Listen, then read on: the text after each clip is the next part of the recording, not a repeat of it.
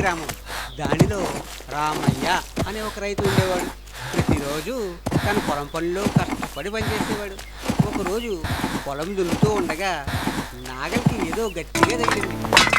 ఏది ఏంటై ఉంటుందా అని తవ్వి చూడగా అందులో మెరిసిపోతున్న ఒక బంగారు నాణాల కుండ కనిపించింది. అది పక్కన పెట్టి తన పని చేసుకొని రామయ్య కాసేపు ఆలోచించాడు. ఇది నా అదృష్టం కావచ్చు, కానీ ఇది గ్రామానికి చెందిందే ఉండొచ్చు అని అనుకున్నాడు.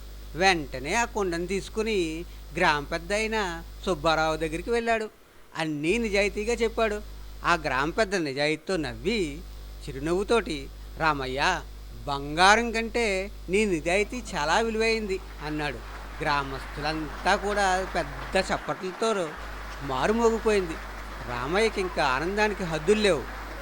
నీతి: ఒక మంచి పని చేసేటప్పుడు నిజాయితీగా ఉన్నప్పుడు ప్రజలంతా మన వెంటే ఉంటారు.